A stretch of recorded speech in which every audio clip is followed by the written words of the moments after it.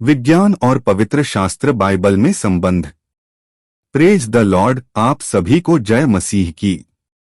दोस्तों, इस वीडियो में हम जानेंगे कि क्या विज्ञान पवित्र शास्त्र से कोई संबंधित है।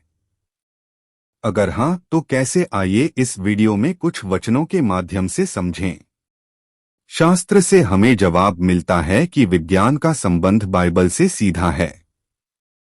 हालांकि बाइबल विज्ञान की किताब नहीं है, फिर भी वह जब कभी विज्ञान से जुड़ी बातों का जिक्र करती है, वह बिल्कुल सही होती है। हम कुछ मिसालों पर गौर करेंगे, जिससे हम समझ पाएंगे कि विज्ञान और बाइबल का आपस में तालमेल है, और यह भी कि बाइबल के समय में जो विज्ञान से जुड़ी बातें लिखी गई थीं, वे उस जमाने के लोगों की धारणाओं से बिल्कुल अलग थीं। बहुत सी पुरानी मनगढ़ंत कहानियां बताती हैं कि विश्वमंडल बनाया नहीं गया, बल्कि यह किसी गड़बड़ी के बाद अपने आप आ गया। बेबीलोन के रहने वाले मानते थे कि दो महासागर से निकलकर आए ईश्वरों ने विश्वमंडल को जन्म दिया है। दूसरी कहानियों में बताया गया है कि विश्वमंडल एक विशाल अंडे से आया है, जबकि बाइबल बताती है कि विश्वमंडल की एक शुरुआत थी। उत्पत्ति 1 अध्याय का 1 वचन। दुनिया भर में फैली मनगढ़ंत कहानियां बताती हैं कि प्राकृतिक विपत्तियां देवी देवताओं की मनमर्जी की वजह से होती हैं, जिनके आगे इंसान बेबस हैं। लेकिन बाइबल बताती है कि हर दिन विश्वमंडल में मौजूद ग्रहतारे तय प्राकृतिक नियमों के आधार पर घूमते रहते हैं। अय्यूब 38 का 33 और यिर्मयाह 33 का 25 वचन। पुराने जमाने के लोग मानते थे कि धरती चपटी है और यह किसी दानव या बड़े जानवर जैसे किसी बैल या कछुए के सहारे टिकी है। लेकिन बाइबल में लिखा है कि पृथ्वी बिना किसी टेक के लटकी हुई है। अय्यूब 26 का 7 वचन। बीते समय में यूनानियों का मानना था कि महासागर का पानी जमीन के नीचे से नदियों में आता था, और उनकी यह सोच 18वीं सदी तक बनी रही। जबकि बाइबल की आयतों की जांच करने से पता चलता है कि समुद्र या किसी दूसरे स्रोतों से पानी भाप बनकर उड़ जाता है, फिर वही भाप बादल बनकर धरती पर पानी, बर्फ या ओले बनकर बरसता है, और इसी पानी से नदियां और झरने भर जाते हैं। अय्यूब 36 का 27, 28, सभोपदेशक 1 का 7, यशायाह 55 का 10 और आमोस 9 का 6 वचन।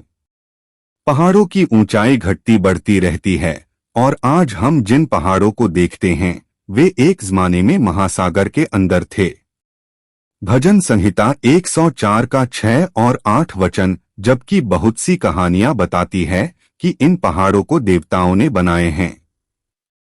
साफ सफाई की आदतों से सेहत अच्छी बनी रहती है।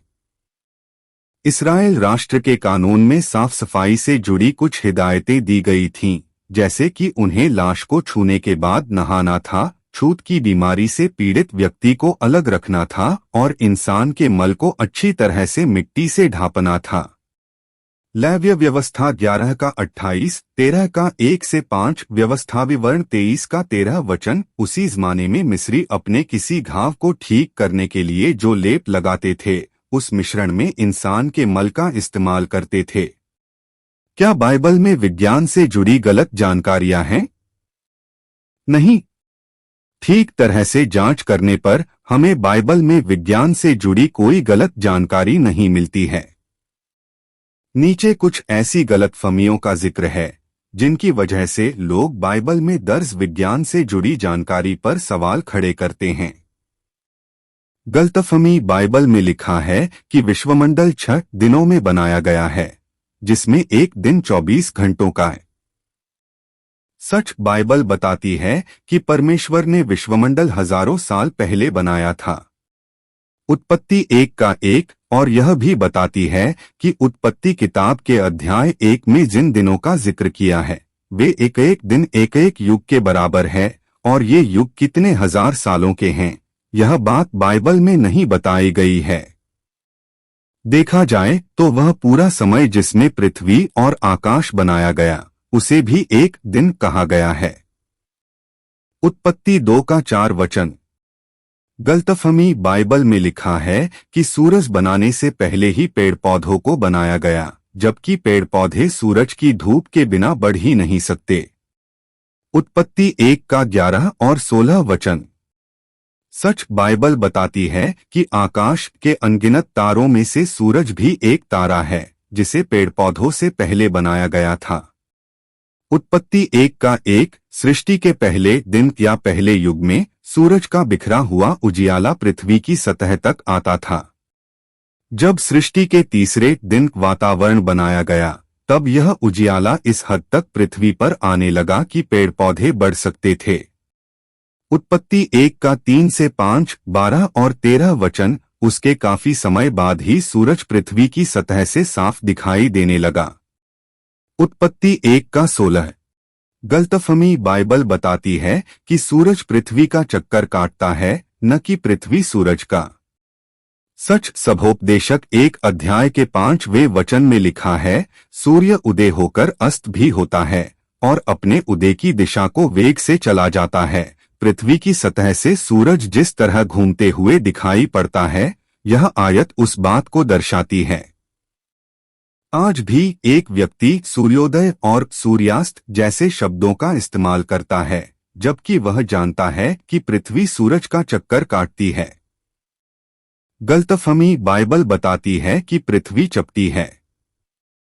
सच बाइबल में पृथ्वी की छोर जैसे शब्दों का इस्तेमाल किया गया है, जिसका मतलब होता है दूर का इलाका। इसका मतलब यह नहीं है कि पृथ्वी चपटी है या यह कि पृथ्वी का कोई किनारा है। लूका 11 का 31। उसी तरह से जब हम पृथ्वी की चारों दिशाओं जैसे शब्दों का इस्तेमाल करते हैं, तो इसका यह मतलब नहीं है कि पृथ्वी के 4 कोने हैं, लेकिन इनसे हम यह समझते हैं कि यहाँ पर पूरी दुनिया के बारे में बात की जा रही है। यशाया 11 का 12 और लूका 13 का 29 वचन। इस प्रकार हमने देखा कि बाइबल की सभी बातें सच है, क्योंकि उन वचनों को परमेश्वर ने दिया है। धन्यवाद।